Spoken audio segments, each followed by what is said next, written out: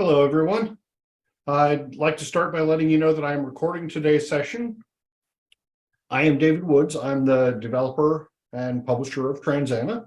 And today we're going to talk about an introduction to Transana. I'm just going to show you a little bit about how the program works and go over some of the features. I would encourage you, if you have questions as we go along, to let me know what your questions are. You can either unmute your microphone and just go ahead and interrupt me and ask the questions, or you can put your questions in the chat, although it sometimes takes me a couple of minutes to notice questions from the chat because I am trying to run a webinar. But I encourage people to ask questions because even though the webinar doesn't necessarily flow as smoothly, I think that ultimately we end up with a better webinar, a more interesting webinar when I'm able to address the questions as they come up. So I'm going to start with just a basic overview of Transana.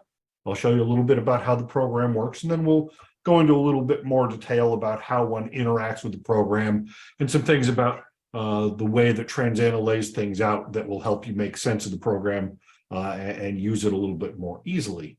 I'm going to start by saying that there are three versions of Transana. There's the basic version, which is for video files only and for relatively simple, straightforward data, really designed to be an inexpensive tool for people new to the qualitative analysis of video, and also an affordable version for students who are learning qualitative analysis. There's the professional version, which has all the bells and whistles. I'm not going to go into all of the details of what Transana Professional can do because it has some very advanced tools like multiple video and multiple simultaneous transcripts that we simply haven't got time to go into today. If you're interested in those more advanced tools, I do have a webinar at the end of the month called Advanced Analysis of Video, and you're welcome to sign up for that to see some of the advanced tools. There's also a multi-user version of Transana that allows a whole research team to share the same data at the same time and do a collaborative analysis. That version is a little bit more technologically advanced and will require involvement of your IT department to get up and running in most cases. But that tool can do things that are incredibly powerful if you have a large team working on a large project. All right, the first thing I'm going to do is I'm going to load a media file in Transana. Now, Transana can analyze media data, and that's really what I'm going to focus on today because it's the most advanced sort of data, and if you know how to analyze media data in Transana, you'll be able to figure out how to do other kinds of data relatively easily. But it does do text-only data. You can do still image data and do some very interesting things with still image data to integrate the visual layer into your analysis to be able to take things other than spoken words and integrate those into a qualitative analysis. It does analysis of online survey data. If you have open-ended questions, you can pull that data into Transana and it will do some data preparation to make that data easier to analyze. So it supports a variety of different kinds of data. But I'm, as I say, going to focus on video data here today. So I have loaded a media file. I'm going to play a little bit of this media file just as a place to get started to talk about the features of Transana. This is the core they started with, and they want it to look like that. I'm going to first flip it up. Watch what happens. Okay? Now I'm going to go back to where we started, and now I'm going to flip it down. What happens each time? It goes to the same Flipping thing. it up? Or flipping?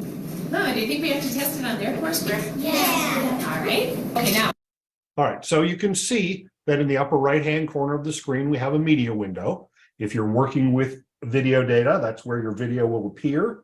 If you're working with audio-only data, then there's at least a controller bar there that lets you play and pause the audio, lets you seek in the audio, some other things like that. But the function of the media window really is to show video files and to provide control of data playback.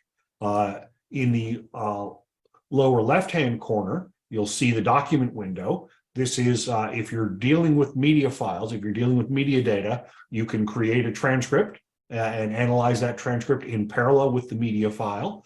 You noticed when the media was playing that there was a highlight in Transana that moved along with the media file. That's useful for a couple of reasons. First off, sometimes the audio is not as clear as we might like in media data.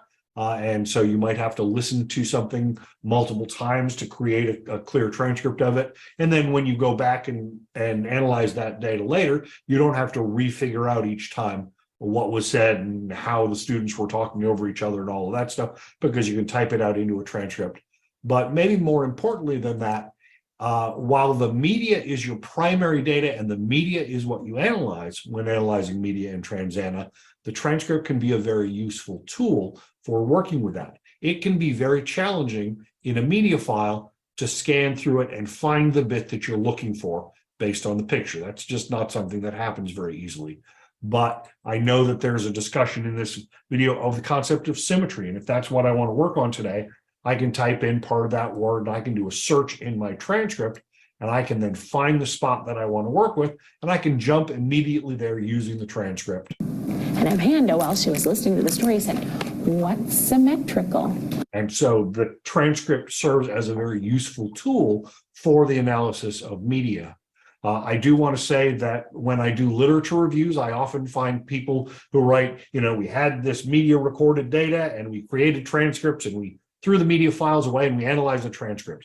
And I think that's really, really bad research practice because there is a richness to audio and video files and you lose some resolution of your data when you throw that media file away. There's inflection, there's intonation, there's pacing, there's body posture, there's facial expression, there's all kinds of additional information that a media file will give you that you don't get from a transcript.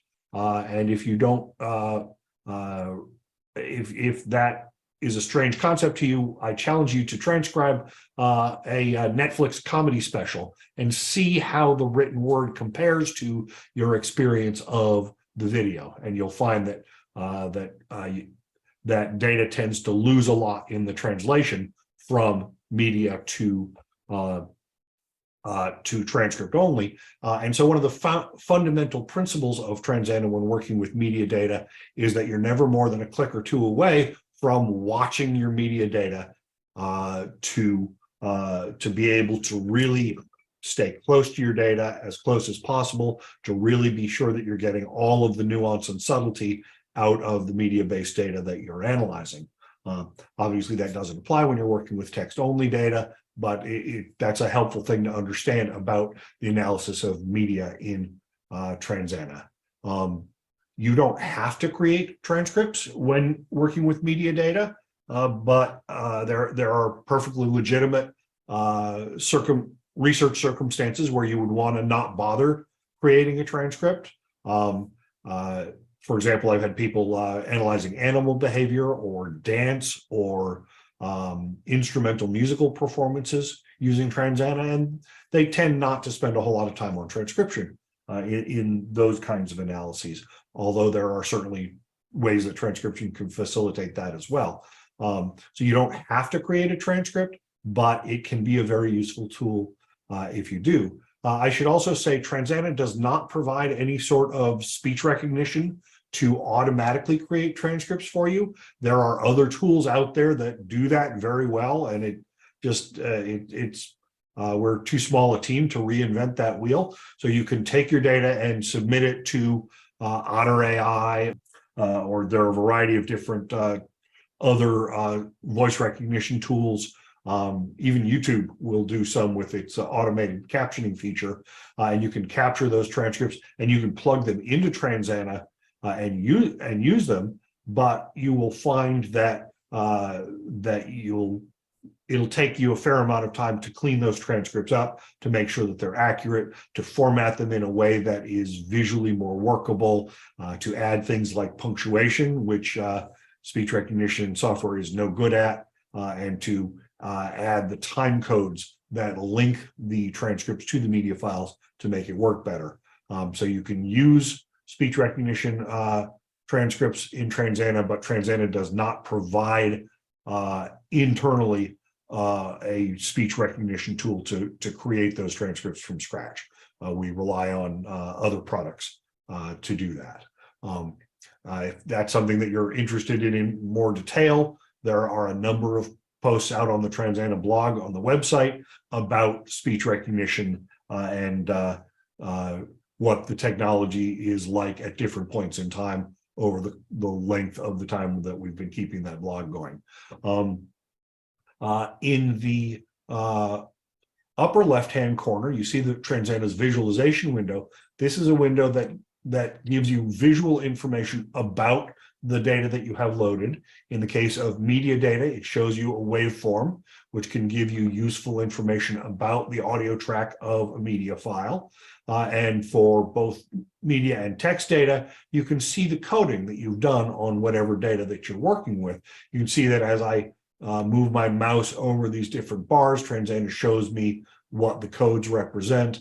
So you can see what codes go together, and you can see what you've coded and what you haven't in a given file, things like that. So this is the sort of quick and dirty initial view of your coding that you've done on your document. That's all in the visualization window that helps you make sense out of the coding that you've done on your data. Then in the lower right-hand corner is the data window, and that is where we interact with Transana to do things like bring data into Transana, to select which data we're going to work on for any given analytic session, to create our coding scheme and expand our coding scheme, to initiate reports to make sense out of our data, and a whole host of other activities. So the data window is where we do a lot of interacting with our data during the qualitative analytic process. So that's just a super quick introduction to the Transana's main screen. I'm going to go ahead and clear that out and start fresh. Does anybody have any questions before we move on? This would be a good time to unmute your microphone and let me know what your questions are, or to type those questions into the chat. Hi, David. I'm just curious, the video, does it have to be like in a particular format? Transana supports a wide variety of formats, but I wouldn't say that it supports everything because there are new video formats cropping up all the time. The vast majority of videos will work in Transana if they work on your computer. Transana behind the scenes just uses Windows Media Player or the QuickTime Player if you're on Mac OS to create that video window. So what plays on your computer should work in Transana. If you happen to have media files that don't play on your computer or that don't work within Transana, it does provide a tool called the media conversion tool that allows you to do audio or media conversion to formats that do work with Transana. It gives you a relatively limited number of parameters to make that conversion process as simple as possible, there are a variety of video settings and audio settings that Transana optimizes during this conversion process for working with Transana. And so if you have a media file that doesn't work, chances are quite good that the media conversion tool will turn it into something that does. One example of something that has gotten research projects into needing conversions in the past is if you have a video that's optimized for streaming on the web, that video tends not to react really well to the kinds of starting and stopping and jumping around in the video file that one does during qualitative analysis. And so there are some media files that are just built in a certain way, and they have certain configurations when they're originally rendered that's not particularly friendly to the kinds of things that Transana requires of a video. And so if you're having problems with a video file playing smoothly or working properly, sometimes running a media conversion on that helps as well, because it uses a different set of configuration parameters and avoids some of the problems that can come up in the very complex world of creating media files for many, many different uses. But yeah, especially in the past 8 or 10 years, pretty much everything that I've thrown at Transana now just works, and there's less problem with media files that don't work, because a lot of the formats that created challenges, like Flash video, as an example, are not really used anymore. Any other questions? Thank you. All right. So I'm now going to just really quickly go through the process of bringing a media file into Transana and doing just starting the analytic process on that, just to demonstrate a little bit about how one works with Transana. When Transana first starts up, you'll have 4 entries in your data window.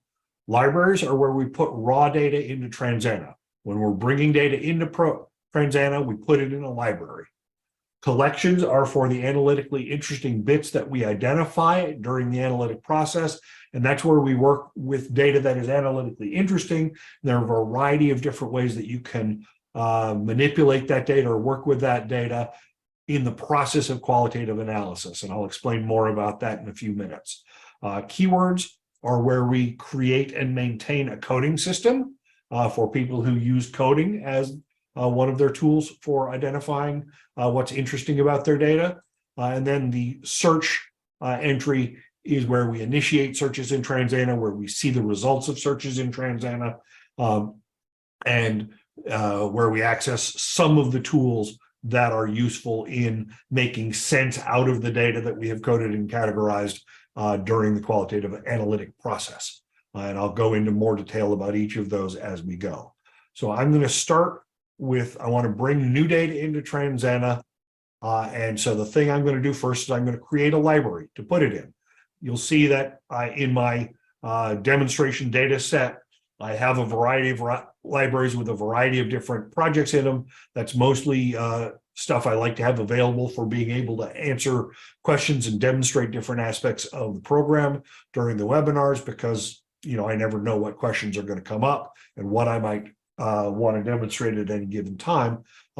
And so the first thing I'm going to do is I'm going to create a new library. So I'm going to go to the libraries node, and I'm going to choose add library. I'm going to create the webinar demonstration. And this is just where I'm going to put new videos in for the purposes of demonstrating Transana during a webinar. Okay, so I've created a library. I'm now going to right-click that library. Right-clicking in the data window is one of the ways that we interact with different types of data, let Transana know that we want to do different things. And you see that I get a whole host of options here. I can add a document. If I have text-only data and I want to bring it into Transana, I choose add a document. Add an episode is for bringing in media data, whether it's audio-only data or video data. You bring that in as an episode because you have to do some things with media data that you don't have to do with text-only data. So there's a slightly different import path for that. You can see import spreadsheet data. If you have data from an online survey, you can bring that in, and using import spreadsheet data triggers Transana to do some slicing and dicing and creating of collections and converting certain types of data into codes and some other things that are useful for analyzing that sort of data. And there are a whole host of other choices that we'll get into later. Right now, I want to bring in a media file, so I'm going to choose add episode. And so Transana gives me the add episode screen. I am going to go out to my file system, and I'm going to choose the demo video because that's the one I use to demonstrate things. And so I'm just going to select my media file. Transana names my episode after the name of the video file that I selected. I can change that if I want to.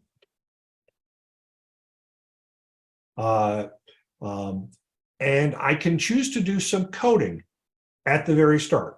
And the reason that I would want to do that is if there is a code or codes that I want always to be suggested when I'm working with a particular media file, I can specify that at this level. So the demo video is a math lesson. It is specifically a geometry lesson. So I'm going to add the code math concepts geometry as I bring this media file into Transana. And by doing that, every time I create a selection from this media file, it will be given the math concepts geometry code as a way of making sure that that code is always present when I'm working with this data. And that's a way I can distinguish it from English lessons and science lessons and social studies lessons and history lessons and any other educational content I might have as part of this analysis. And so I'm giving it that code. Now, because it's a media file, Transana is immediately prompting me to create a transcript. And here I have a number of choices. I can just type in a name and hit OK, and Transana will create a blank transcript for me. And I can use the tools built into Transana to control media playback, to listen to my video file and type out what I hear and put in notations about what I see. And I can create a transcript manually using the tools that Transana provides to facilitate that transcription process. And there are a whole host of tools, like there's autocomplete. So I can type in part of a word that I've taught Transana to expand automatically, and autocomplete will kick in. I've got transcription shortcuts. I can define key combinations to be certain blocks of text. So I might put in subject name or interviewer name or I'm working on a medical study at the moment, and we have a number of medication names put in as shortcut keys because that facilitates the process of not having to remember how to spell complex medication names.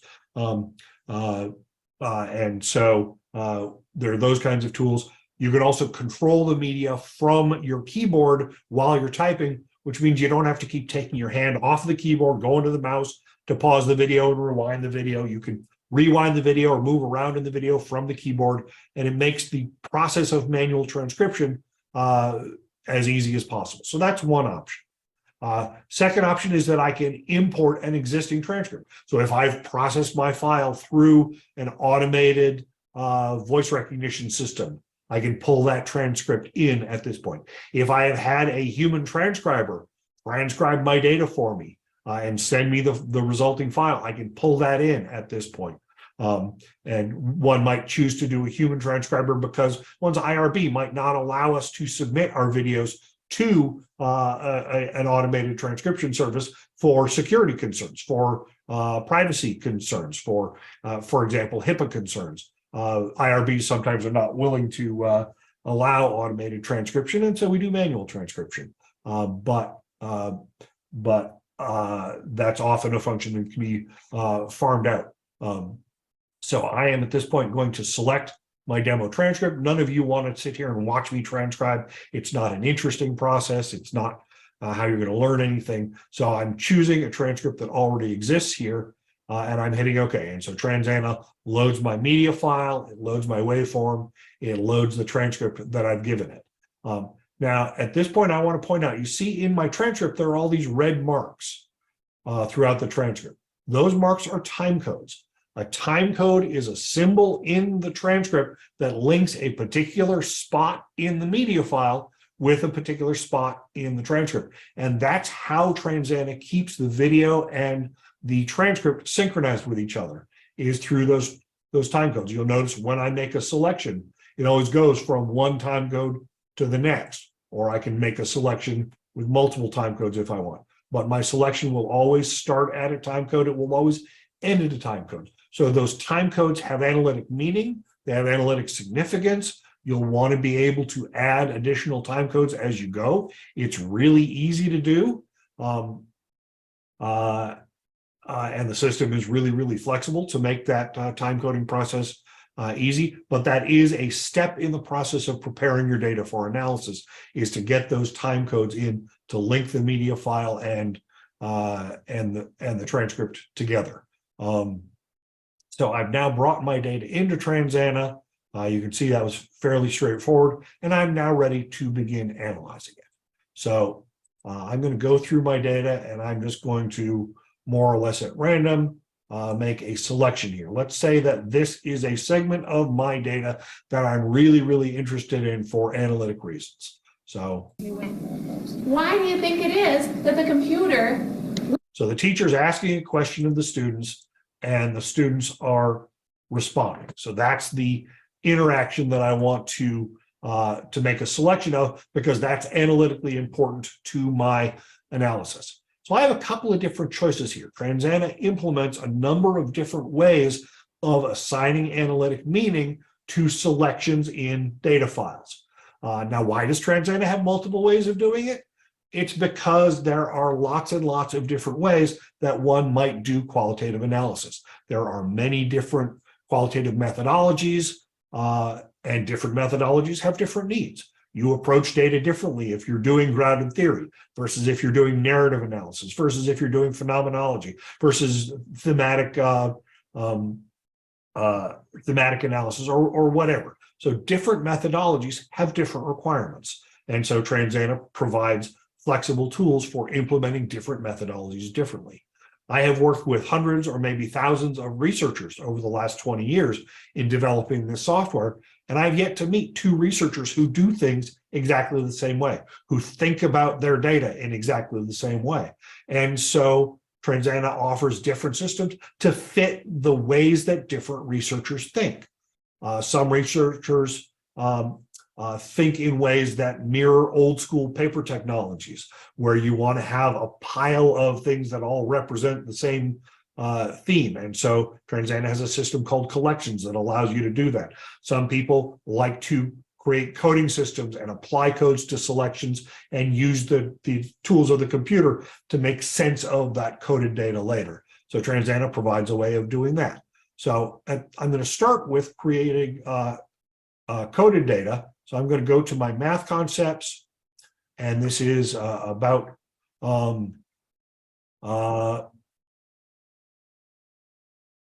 designing quilts, and this is about you see the word here, diagonal flip. So I'm going to code this for diagonal flip.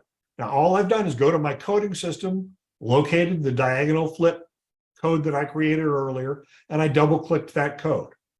Double-clicking that code associates that particular code with the selection I have in my document window at the time that I do it. And we'll see by looking at this that the dark blue code that's now showing in the visualization window is diagonal flip, and the green code is geometry. You'll remember I put the code for geometry on when I imported this media file because I wanted that code always to come in. So I have, just by double-clicking that code, added it. I've coded this particular selection in my data with that particular code. Well, I also want to code this. You remember I made this selection because the teacher was asking a question. That is the teaching technique of inquiry, which I happen to have a code for, teaching technique inquiry. So I'm going to double click that code as well. And we see that Transana adds that teaching technique inquiry code to this selection as well. So I've now applied 3 codes to that selection. I can go on, I can make my next selection, and we'll call this encouraging thinking as a teaching technique. And we'll say that this is still part of diagonal flipping. And we'll go on and we'll make another selection later. Here they're talking about symmetry. So I can go to the concept of symmetry.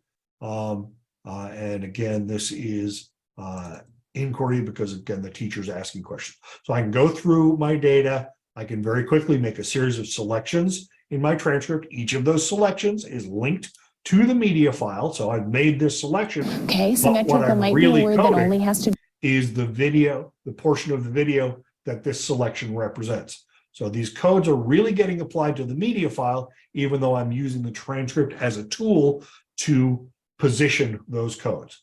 And as I said before, if I'm working without a transcript, there's a mechanism for making a selection here. Let's say that this section right here is particularly interesting. I can make that selection, and I can apply coding in a different way that doesn't use a transcript as a mechanism for doing it. The transcript is a tool for applying those codes more quickly. So that's one mechanism for assigning analytic meaning to portions of data in a way that that allows us to make sense of that. And that implements the process of coding that's used in many, many different qualitative analytic approaches. Alternately, I can come here and I can create what's called a collection. I can call my collection just my webinar demo collection. I would give it a meaningful name if I had time to think about what I was actually doing, but I'm trying to put on a webinar, so I'm not going to worry about what the data actually means. And I can make selections in my transcript again, or in my media file, or in my text document, or whatever. And if I double click a collection rather than double clicking a code, I have the opportunity to name my selection. Normally I would give it a meaningful name, but I'm not thinking about the data right now. If I want to, I can code that selection as well. You can combine coding and categorization. So I've given it a name, I optionally can give it codes, and I now have a selection. I now have a selection in a collection. And so what does that mean? If I double click the clip here, if I double click that selection, you see that Transana shows me just the text that I picked. If I tell it to Back play, when Amelia and Maud were first beginning, it plays just the video associated with the selection that I had made. So it's essentially a freestanding portion of my media file that I can code and manipulate, and that I can categorize. And so, so I can actually do an analysis through this process of categorization. I was looking at an advertising campaign at one point, and I wanted to understand how the argumentation worked. And so I went into some ads and I created clips from them. Well, I started looking at those clips and I saw that there were a number of clips that represented what I called logical argumentation. It was people saying, you should buy our product because it performs this particular function and it does a good job and it allows me to do this. And that's worth you giving me your money. But I noticed that there was also a lot going on that didn't really appeal to my brain. You know, you can use our product at the beach. You can, you know, all the cool kids use our product. Well, that's not really appealing to logic. So I called that emotional argumentation. And so that was my first distinction. I went on and I created more clips out of more ads. I determined that there were a number of different logical arguments being used and a number of different techniques to implement emotional argumentation. So what I ended up with was a hierarchical system of nested collections that contained each of them a series of video clips of these ads that were the evidence of the theoretical construct that this hierarchical collection structure represented. So I ended up representing a theory of the data through this collection structure, through collections and collections containing particular elements of data that allowed me to see what the evidence I had that supported each of those parts of my theory, how that all played out. And I could see where there was a lot of data. I could see where there was a little data. I could see where stuff had no support or lots of support, whatever. So it's a different style of analysis, a different approach to data that one can also use with Transana. And one of the things that I have discovered over the years is that I actually, my original design was to implement different methodologies and different approaches to and understandings of data for different researchers. But I've also found, at least for myself, I use different techniques at different points in the analytic process. When I'm starting a new analysis, I do a lot of coding because I can just slap a label onto a section and I'll figure out what's important and what's not and what it all means later. I don't have to do that much analytic thinking to do good coding. But later in the analytic process, when I understand the argument that I'm going to make about my data, I understand what the data is telling me, I tend to do a lot more categorization. I tend to create a category structure and sort my coded selections into those categories as a way of representing my themes as a Transana collection structure. And as I'm looking at new data near the end of a study, or I'm going back over old data to see how my understanding of it has changed based on my theoretical understanding that I've developed in the last 6 months of analysis. I'm looking at our old data. I can plug new selections directly into that collection structure, into that theoretical structure that represents my analysis, and plug it directly in without the coding process. And so I use different techniques at different times in the analytic process because that suits my way of thinking, and that suits different stages in the analytic process based on how much I understand my data and how much of theory I have developed and represented in my collection structures. So lots of different ways of looking at data, lots of very flexible ways of representing what is analytically important about your data. And what I find is that the advantage of having multiple systems is that it makes Transana very, very powerful. It allows you to represent your data exactly the way you want to represent your data so that you can understand it and explain it and create the presentations that you want that represent what you learned about your data. The disadvantage of that is that it does mean that Transana takes a little bit longer to learn than programs that are not as flexible or not as powerful, because you have to kind of figure out which of these different systems works best for you, which of these different systems works best for the qualitative analytic approach that you're taking, what suits your brain best, what suits your stage of the analysis best. And so it's a double-edged sword. It allows you a lot more power, but it takes a little bit longer to learn as well. Let's see, what else do I have here? Still image data. Still image data works a little bit differently than media data or text data in Transana, in that when you're working with still images, you tend to want to see the whole image even while you are working on your coding. And so I developed a system for working with still images where you can draw shapes on the image to represent your coding. And these coding shapes allow you to visually represent what you understand about your data. Now, you certainly have, so you can see here, this is a statue I found in the British Museum. I noticed that it had 5 legs, which I thought was interesting. And so I coded up those legs that only had a single representation and those legs that were duplicated. And then I went through my photographs and I found another instance of exactly that same approach. So that was the way that these kinds of sculptures were done in a particular culture at a particular period in time. I sort of was able to figure out why they did it that way and represent that through these coding shapes on still images. And so Transana allows you to code still images using coding shapes to represent visual aspects of what's going on.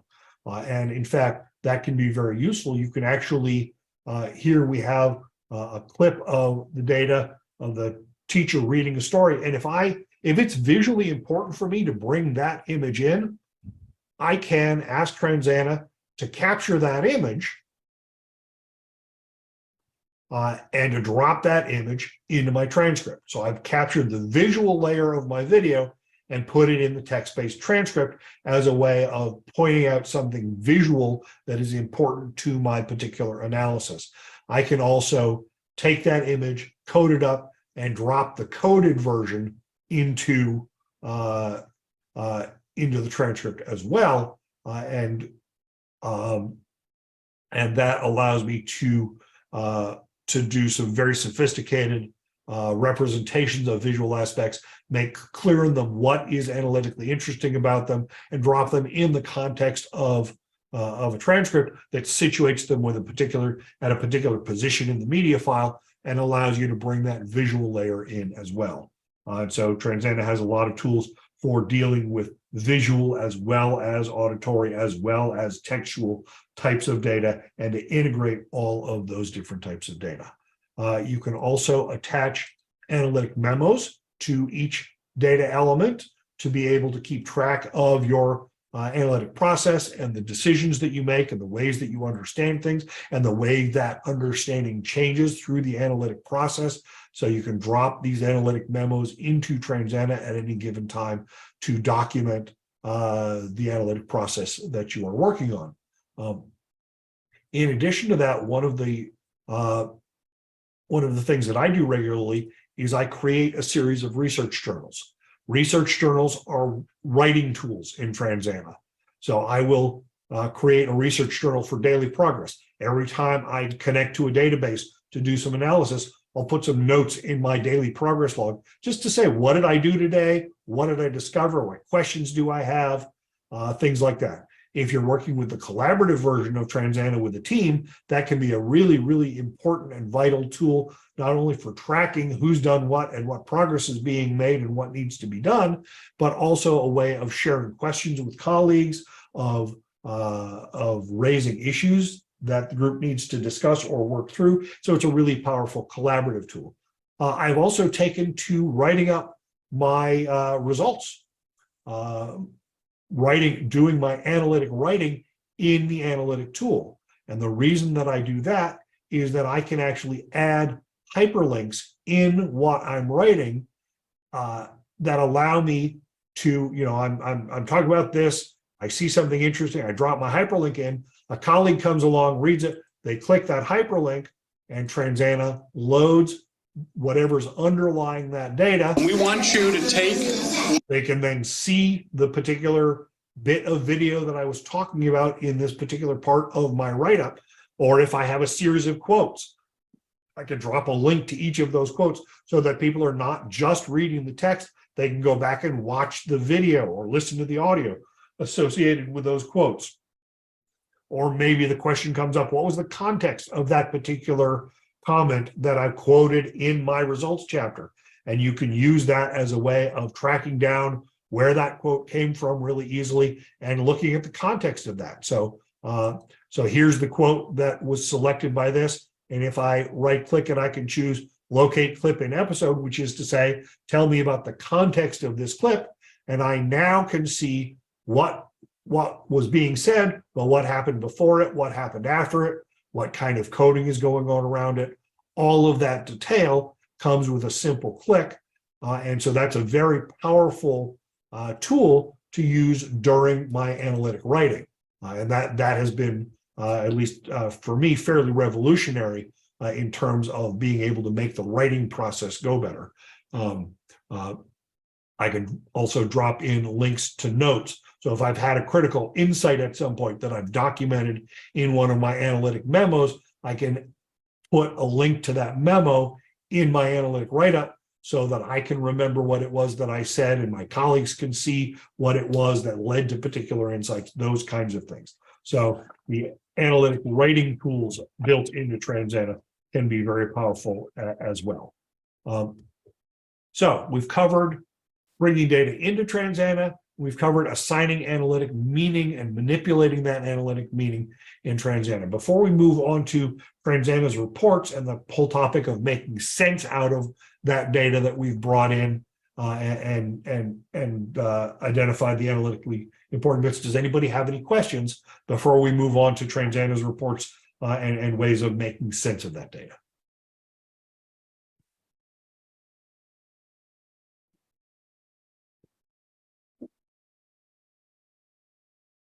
As I say, if you have questions, either type them into the chat or by all means interrupt me and ask your questions. In addition, I will stay at the end of the webinar for as long as people want and have questions, so we can answer questions at the end as well. Okay, yeah, go ahead. I have a couple of questions. So if I got you right, we have to manually transcribe the video, right? Before bringing it into Transana. You can do the manual transcription within Transana, and that actually facilitates the process. People find that they can transcribe within Transana more quickly than they can transcribe outside of Transana because of the kinds of transcription tools built into the program. It is specifically if you're going to use voice recognition that you do need to do outside of Transana and then import that transcript. And again, Transana has a variety of tools, things like converting the time codes from popular voice recognition systems into Transana's system of time codes to facilitate that linking process of media and transcript file. And I always find that there's a lot to correct and clean up and make the transcript more useful that's required even with the best of voice recognition tools. And so Transana facilitates that as well. But Transana actually provides a lot of tools for creating transcripts as well. But the one that people always hope for, that being voice recognition, is not part of Transana at this time. Okay, and my second question is, I saw you clicking on some presets, some codes.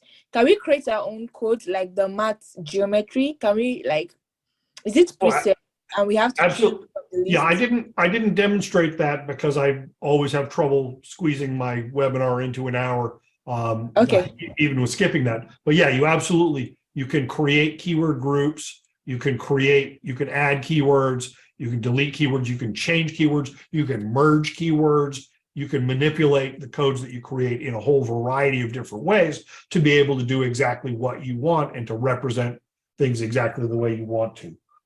Yes, I did sort of gloss over that, I admit. Thank you.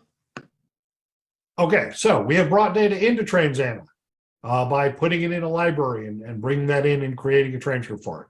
We have analyzed data by creating selections and coding or categorizing those selections. We've looked at the coding system that we create under the keywords node. Now it's time to make sense out of our data.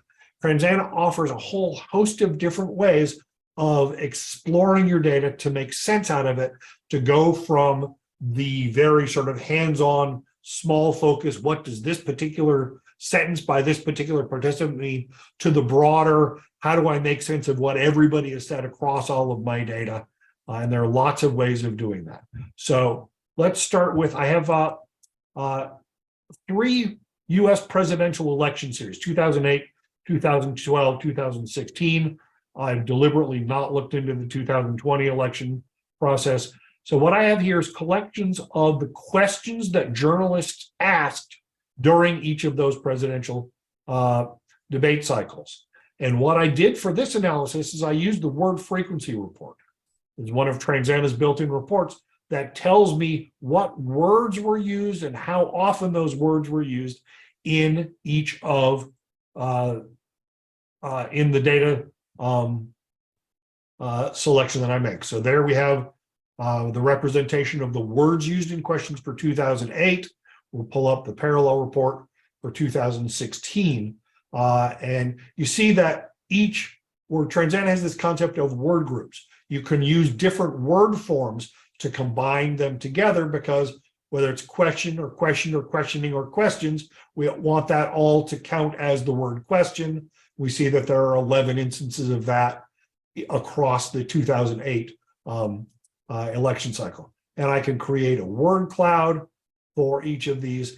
And I was able to, by exploring the language that was used in the questions, by looking at the specific words, I was able to demonstrate that the 2008 and 2012 election cycles the questions were focused on issues of policy, whereas in 2016, what we saw in the United States was that questions began to be much more about personality, much less about policy. So there was a shift in the way that journalists behaved in those election cycles. And I was able to demonstrate that by looking at the language of the questions asked, by separating those questions out, creating collections with them, and using Transana's word frequency report to do that. I might be interested in looking at all of the clips that I have created from a particular video. So I might look at my quilting video, and I could ask for Transana's episode report. Transana's episode report takes a single video and shows me all of the selections I have made from that, regardless of where they fit in my analysis. And for each one of those, it tells me what was the name that I gave it, what kind of data object is it, where did it come from, if it's a media file, what's the transcript associated with it, if it's text data, then what's the text associated with it, what's the coding associated with it, and it lists all of those selections that I made from a particular source file. And you can see here, I have a coded video or a coded screenshot from the video that exemplifies a particular point in that video that I wanted to make. And then down at the bottom, we see this summary section. The summary section tells me what coding did I use in all of the selections made from this particular video. And that gives me a sense of what was this video, how was it coded across all of my analysis, how does it make sense? It gives me this little bar chart of the most commonly used quotes, all kinds of stuff like that. So it's a text-based report that tells me how a particular source file was used. And you notice that each of these items is a hyperlink. I can click on one of those clips and Transana loads that piece of video. I'm going to flip this one up. I'm going to flip. It loads that particular piece of video into the main interface so that I can see exactly what a particular clip means. Why did I code it a particular way? Why did I make the selection that I did? If I have analytic memos, I can choose to include those in this report as well to see that information. And so it's a text-based report, but it allows me to get back to my media data, back to my source data with just a click to make it very, very easy. You can do that on individual files. You can also do that on individual collections. So if I gathered together a bunch of collections in a group, I can run the collection report, which is a very similar report, but it tells me what did I gather together under a particular concept represented by a collection name, regardless of where it came from in my data. So it's a very different question, even though it's a very similar report, and the report itself looks very much the same, provides very much the same data. But that's you use different scopes of data to ask different research questions of these text-based reports.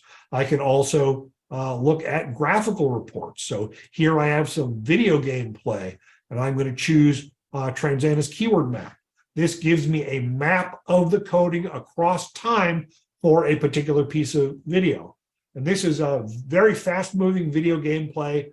I have an old slow brain, even though I was looking at the behavior of young people with fast brains, and I was able, through the process of detailed coding, to discover that the gameplay I had in this particular recording occurred in 3 distinct phases.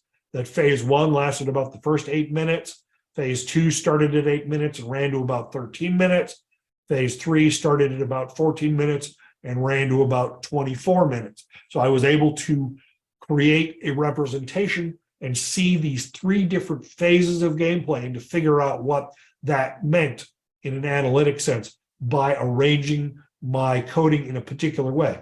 You also notice that each of these bars has meaning in the video game play. Each of these bars represents the length of time that the player's character was alive in one of those first-person shooter games. And so I was able to look at long lives versus short lives. Were they different in the different phases of gameplay? I was able to click each of these bars and play each of those lives. So clicking the bar loads the source video in Transana's underlying interface. And I was able to look at short lives and long lives and get a sense of what determined whether the player played for as long as 45 seconds or whether they died quickly. You see the 28 lives over the course of 23 minutes or something like that. Average length of life in this game was, I think it was 34.2 seconds, something like that. And so I was able to gather all of that from this visual display of the data. But each of Transana's reports gives you a lot of power to customize that data. This is one particular view of the data with things arranged a particular way. But I can actually go into Transana's filtering system and I can load a different view of the data to ask a different question. So that view that we were looking at is the structure of gameplay and the 3 phases of gameplay. But I'm asking now for something about the chat that went along with this. And so here's a different view of the data that asks a different question. Same report, same data, but I rearranged what I'm looking at and how I'm looking at it to show a very different view of the data. And this tells the story of the online chat that was going on during the gameplay that I was recording here. if you know what these terms mean and what it all means, you can interpret this in a particular way and make a certain analytic argument about that based on the way I have arranged the data in the report. Transana provides search tools for coding. So if I want to look at the math concept, where'd it go? I'm looking in the wrong place. There we go. I look at the math concept of pi. I have a bunch of mathematics videos in this data set. What do third graders understand about the concept of pi? I'm going to do a quick search on pi. What Transana returns to me as the result of my search is selections in videos that have been coded with that concept of pi. So what do these students know about it? And if I actually look at this, the way I have the data arranged, I can choose play all clips. That plays the clips one after the other. It gives me a little narrative based on my video data that shows the researcher defining a task. It shows the students talking about what they discovered during this task. It shows the students concluding that the ratio of circumference to diameter is about 3. They revise it to between 3.1 and 3.2, and they then do 2 presentations to their class where they say that ratio is exactly 3. These 6 clips in order encapsulate what that particular set of third graders understands about this particular mathematical concept because of the way I coded things for pi and because of the way the search turned up those results and presented those results. Transana also has a more complex search tool that allows me to combine collection membership with coding with actual text included in the clips. So I can find all of the instances where somebody says a particular word or phrase, for example, by doing text-based search, and I can combine all of those different elements to do more complex searches in Transana. I don't have time to demonstrate that right now. It's not going to be the most sophisticated or complex search tool that you find in the world of qualitative analytics software, but I think it's a good, reliable set of tools. And I find that some of the more advanced tools are difficult to explain to people what they mean and how to interpret them and all of that anyway. So it's a set of tools that I feel allows you to do what you need to do and doesn't introduce such an additional complexity that it becomes hard to understand the subtleties of how one distinguishes the different types of search. Transana also has a search matrix that allows you to do a series of search and compare the results of different searches to each other as a way of doing very sophisticated analysis of the intersection of multiple concepts in the coding that you have done.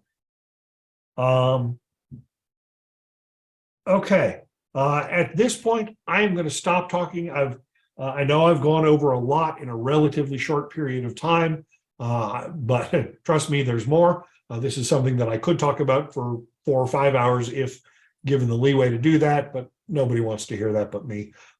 So I'm going to stop talking now and respond to questions as long as there are questions coming in. So for those of you who need to go because you have something going at the top of the next hour, thank you very much for coming. I appreciate your attending the webinar. I hope I've at least given you some ideas about how Transana works and given you some things to think about. And I'm happy to stay here and answer questions for as long as there are questions actively coming in.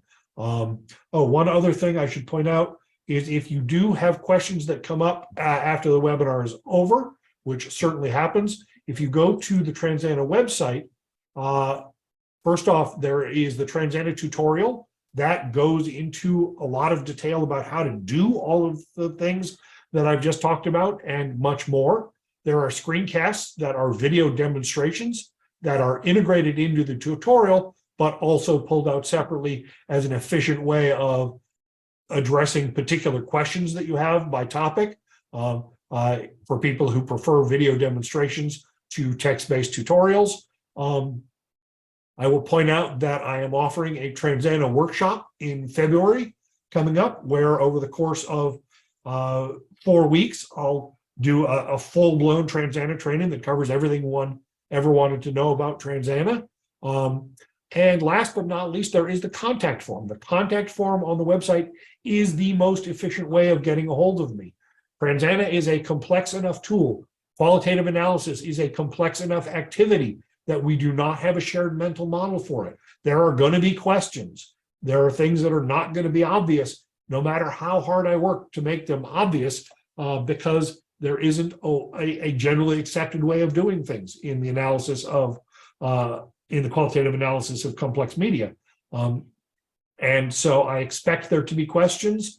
Use the contact form on the website to submit those questions to me. That is the most efficient way of doing it, and I will answer you as quickly as I am able to, almost always within 24 hours, often within an hour or two.